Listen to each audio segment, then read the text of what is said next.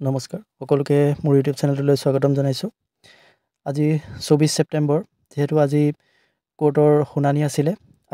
ইয়াৰ আগত GDPGTৰ যি কেছ চলি আছিলে তাৰ আজি 24 ছেপ্টেম্বৰৰ দিনা শুনানি আছিলে। গতিকে আজি কেছটোত কিনো হ'ল শুনানিত মই যিমান দূৰ বুজিব পাৰিছোঁ সেই বিষয়ে আপোনালোকৰ মাজত কিছু ব্যাখ্যা দাঙি ধৰিবলৈ চেষ্টা কৰিছোঁ। যদি আপোনালোকেও এই ক্ষেত্ৰত মোতকৈ বেছি কিবা বিশেষ তথ্য লাভ কৰিছে তেনেহ'লে আপোনালোকে জনাব পাৰে কমেণ্টত। মই মোৰ বোধেৰে মই যিমানখিনি বুজিব পাৰিছোঁ কেছটোৰ পৰা সেইখিনি কথা আপোনালোকৰ আগত ব্যক্ত কৰিবলৈ লৈছোঁ। আজি দুটা কেছ চলিছিলে আচলতে। দুটা কেছ প্ৰথম কেছটো আছিলে ছায়েন্স টিচাৰৰ ক্ষেত্ৰত, গ্ৰেজুৱেট টিচাৰ ছায়েন্সৰ ক্ষেত্ৰত। ছায়েন্সসকলে গ্ৰেজুৱেট টিচাৰ ছায়েন্সসকলে দিছিলে প্ৰথমটো কেছ, আৰু দ্বিতীয়টো কেছ আছিলে PGT টিচাৰসকলৰ। এতিয়া প্ৰথম যিটো কেছ আছিলে সেই কেছটোৰ পেটিশ্যনাৰৰ মতে যে যিসকল মেথমেটিক্স টিচাৰ আছিলে তেওঁলোকে ছায়েন্স আৰু মেথছ দুইটাতে এপ্লাই কৰিব পাৰে, কিন্তু ছায়েন্স টিচাৰসকলে কেৱল এটা বিষয়তহে এপ্লাই কৰিব পাৰে, অকল ছায়েন্সত। গতিকে তেওঁলোকৰ অপৰচুনিটি কম হৈছে, আৰু এইটো আৰ্টিকল 14 আৰু 16 মতে এইটো এটা ভায়োলেশ্যন হৈছে। গতিকে তেওঁলোকে এইটো কেছ কৰিছে। এতিয়া তেওঁলোকৰ মূল কথাটো হৈছে যে মেথমেটিক্স টিচাৰসকলে যিহেতু ছায়েন্সতো এপ্লাই কৰিছে আৰু মেথমেটিক্সত তেওঁলোকে এপ্লাই কৰিছেই, গতিকে মেথমেটিক্স টিচাৰসকলে ছায়েন্সতো এপ্লাই কৰাৰ বাবে ছায়েন্সত কাট অফ মাৰ্কছটো বেছি হৈছে। এতিয়া পেটিশ্যনাৰৰ যিজন এডভকেট জেনেৰেল তেওঁ কৈছে যে ছায়েন্স টিচাৰত কাট অফ মাৰ্কছ যথেষ্ট বেছি হৈছে আৰু মেথমেটিক্স টিচাৰত কাট অফ মাৰ্কছ কম হৈছে। তেওঁ এইটো কৈছে যে ছায়েন্স টিচাৰত কাট অফ মাৰ্কছ এইকাৰণে বেছি হৈছে যে মেথমেটিক্স টিচাৰসকলেও কাট অফ মাৰ্কছত ছায়েন্স টিচাৰত কম্পিটিশ্যন কৰিছে, আৰু সেইবাবে ছায়েন্স টিচাৰৰ কাট অফ মাৰ্কছটো অট'মেটিকেলি বাঢ়ি গৈছে, আৰু মেথমেটিক্স টিচাৰত কাট অফটো কমি গৈছে। কাৰণ মেথমেটিক্স টিচাৰলৈ এইফালে মেথমেটিক্সসকলে ছেকেণ্ড অপশ্যনত আকৌ মেথছটো এপ্লাই কৰিবলৈ পাইছে, গতিকে তাত তেওঁলোকৰ কাট অফটো কমি গৈছে। এতিয়া সেইটো কথা। তাৰপাছতে আমাৰ যিজন ন্যায়াধীশ তেখেতে কৈছে যে এইটো কোনো ৰুল নাই, এডভাৰটাইজমেণ্টতো কোনো উল্লেখ নাই, আৰু যিহেতু তেওঁলোকৰ কোৱালিফিকেশ্যনে কৈছে যে দুইটা পোষ্টতে এপ্লাই কৰিব পাৰে, গতিকে তেওঁলোকৰ সেইটো কোনো বাৰ নাই বা তেওঁলোকক কোনেও সেইটো বাধা দিব নোৱাৰে যে তেওঁলোকে অকল মেথমেটিক্সতহে তেওঁলোকে এপ্লাই কৰিব, তেওঁলোকে ছায়েন্সত এপ্লাই নকৰিব, তেনেকুৱা কোনো বাৰ নাই। গতিকে তেখেতে সেইটো তেওঁ ৰায় দিলে। আৰু আমাৰ পেটিশ্যনাৰৰ যিজন এডভকেট জেনেৰেল তেখেতে মাত্ৰ এইটোৱে কৈছে যে এটা কেটেগৰীয়ে দুইটাতে এপ্লাই কৰিব পাৰে আৰু এটা কেটেগৰীয়ে কেৱল এটাতহে এপ্লাই কৰিব পাৰে। গতিকে এইটো এটা ইনজাষ্টিচ হৈছে, আৰু এইটো আৰ্টিকল 14 আৰু 16ত এইটো ভায়োলেট কৰিছে বুলি কৈছে। গতিকে তাৰ পাছত আমাৰ জাষ্টিছে ক'লে যে এইটো কোনো ভায়োলেশ্যন হোৱা নাই, যিহেতু তেওঁলোকৰ এডভাৰটাইজমেণ্টত এনেকুৱা কোনো কথা উল্লেখ নাই যে তেওঁলোকে এটাতহে এপ্লাই কৰিব পাৰিব, সেইটো কোনো কথা নাই, আৰু তেওঁলোকৰ যিহেতু কোৱালিফিকেশ্যন আছে গতিকে তেওঁলোকে দুইটাতে এপ্লাই কৰিছে। তাত কোনো এইটো ষ্টে অৰ্ডাৰ দিবলগীয়া বা তেনেকুৱা কোনো এইটো কেছ নহয় বুলি তেওঁ এই কেছটো তেনেকৈ উত্তৰ দিলে। বাকী আৰু কিবা পিছত কিবাকিবি কৈছে সেইখিনি মই বৰ ভালকৈ বুজি পোৱা নাই। আচলতে আপোনালোকেও জানে চাগে কোৰ্টৰ যিখিনি ৰেকৰ্ডিং যিখিনি ইউটিউবত আমি পাইছোঁ শুনিবলৈ, সেইখিনি মাজতে চাউণ্ডটো নাইকিয়া হৈ যায়, আকৌ মাজতে বহুত সৰু হৈ যায়, কিছুমান শব্দ অস্পষ্ট হয়, ধৰিব নোৱাৰি।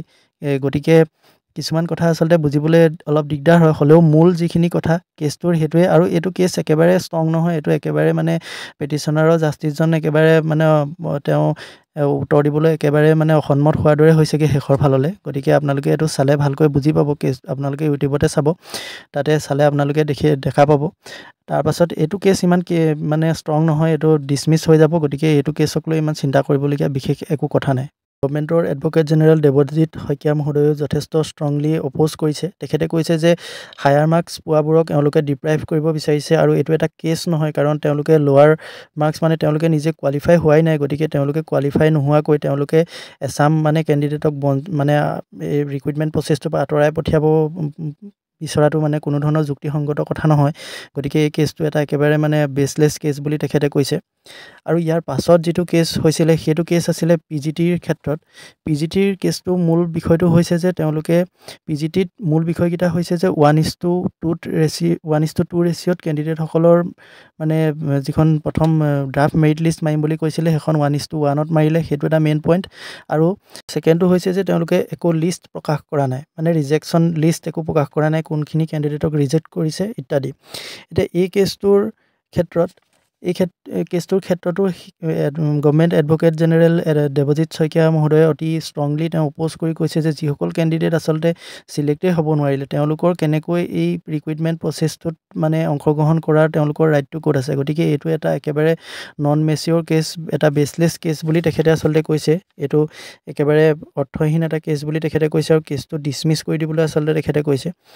আৰু তেখেতে এটা কথা কৈছে যে যিহেতু ৰিক্ৰুইটমেণ্ট প্ৰচেছটো অলৰেডি চলি আছে, গতিকে ফাইনেল লিষ্ট এতিয়ালৈকে প্ৰকাশ কৰিব পৰা অৱস্থাত নাই। আৰু ফাইনেল লিষ্ট যদি এবাৰ প্ৰকাশ কৰে, ফাইনেল লিষ্টখন প্ৰকাশ কৰাৰ পাছত তেওঁলোকে বিভিন্ন অবজেকশ্যন ধৰিব পাৰিব যে তেওঁলোকে এইখিনি বোলে কোৱালিফাই নোহোৱা কেণ্ডিডেটৰ নাম আহিছে বা এইখিনি পাব নালাগিছিলে, তেনেকৈ তেওঁলোকে বিভিন্ন অবজেকশ্যন ধৰি পেলাই কেছ কৰিব পাৰে। কিন্তু এই মুহূৰ্তত তেওঁলোকে মানে এইটো কেছ কৰিব পৰা একেবাৰে ষ্টেজ নহয় বুলি তেখেতে উল্লেখ কৰিছে।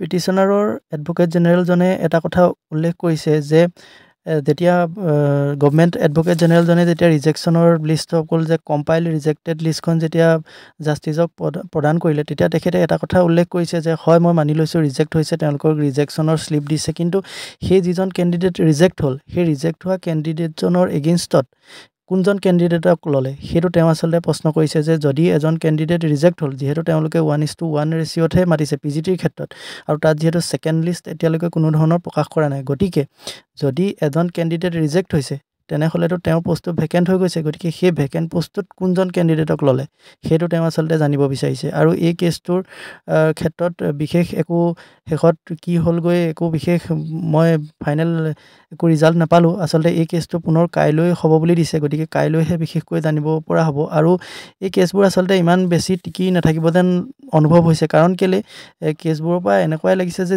যিসকল কেণ্ডিডেটে আচলতে কোৱালিফাই হ'ব নোৱাৰিলে, সেই কেণ্ডিডেটসকলে মানে ৰিক্ৰুইটমেণ্ট প্ৰচেছটোত ডিলে কৰিবৰ বাবে তেওঁলোকে কেছ কৰিছে, এনেকুৱা এটা অপজিশ্যন মানে গভৰ্ণমেণ্ট এডভোকেট জেনেৰেলজনে ষ্ট্ৰংলি তেওঁ কৈ আছে। গতিকে কেছটো কাইলৈ, এইটো কেছৰ শুনানি কাইলৈ আকৌ নেক্সট হ'ব, গতিকে কাইলৈ গম পোৱা যাব কি হয়গৈ। গতিকে মুখ্য কথাখিনি এইখিনিয়ে আছিলে। মোৰ লগা নাই ইমান বেছি বিশেষ ষ্ট্ৰং হ'ব বুলি কেছটো, আৰু যিহেতু এইবোৰ ইমাজিনেৰী কেছ নিচিনা হয় আচলতে, যিহেতু তেওঁলোকৰ হাতত বিশেষ প্ৰুফ নাই। আৰু মেইন কথা হ'ল তেওঁলোকে যিসকল কেণ্ডিডেট কোৱালিফাই হোৱা নাই, তেওঁলোক মানে ৰিক্ৰুইটমেণ্ট প্ৰচেছটোৰ ভিতৰলৈ সোমাব পৰা নাই, মানে সোমোৱা নাই। যিহেতু এডভোকেট জেনেৰেলজনে কৈছে, আমাৰ গভৰ্ণমেণ্টৰ যিজন দেৱজিৎ শইকীয়া তেখেতে কাৰণ তেওঁলোকে যিহেতু কোৱালিফাই হ'ব নোৱাৰিলে, মানে তেওঁলোকে কাট অফটো ক্লিয়াৰ কৰিব নোৱাৰিলে, গতিকে তেওঁলোকৰ এতিয়া এই প্ৰচেছটোত সোমোৱাৰ বিশেষ কোনো মানে কথা নাই। তেওঁলোকে সোমাব পাৰিব যদি তেওঁলোকে ফাইনেল মেৰিট লিষ্টখন প্ৰকাশ পোৱাৰ পাছত যদি তেওঁলোকৰ কিবা অবজেকশ্যনছ থাকে যে এইখিনি কেণ্ডিডেটে পাব নালাগিছিলে, এইখিনিয়ে কেনেকৈ পালে, তেনেকৈ কিবা অবজেকশ্যন ধৰিব পাৰিব। কিন্তু বৰ্তমান সময়ত তেওঁলোকে মানে এই প্ৰচেছটোত কোনো ধৰণৰ ডিলে কৰিব পৰা তেওঁলোকৰ একো ৰাইটছ নাই বুলি তেখেতে কৈছে। আৰু এইবোৰ কেছ গোটেইবোৰ ডিছমিছ কৰি দিব লাগে বুলিয়ে কৈছে আচলতে। গতিকে মোৰ লগা নাই এইবোৰ কেছ ইমান বেছি দিন চলিব বুলি আৰু ইমান ষ্টে অৰ্ডাৰ হ'ব বুলি। গতিকে এতিয়া দেখা যাওক কাইলৈ কি হয়। গতিকে আজিৰ ভিডিঅ'টো ইমানেই আছিলে। আচলতে এই কোৰ্ট কেছৰ যিটো ৰেকৰ্ডিংটো আচলতে মই মোৰ চেনেলত দিব পাৰোঁ, কিন্তু যথেষ্ট দীঘল হৈ গৈ, গতিকে মই দিয়া নাই। আৰু আপোনালোকেও বৰ একাগ্ৰতাৰে শুনিব লাগে আচলতে, বহুত মাজতে ভলিউমটো নাইকিয়া হৈ যায়, মাজতে কথাবোৰ ধৰিব নোৱাৰি। গতিকে আপোনালোকে গুৱাহাটী হাইকোৰ্টৰ যিটো ইউটিউব চেনেল আছে তাত আপোনালোকে চেক কৰিলে পাই যাব।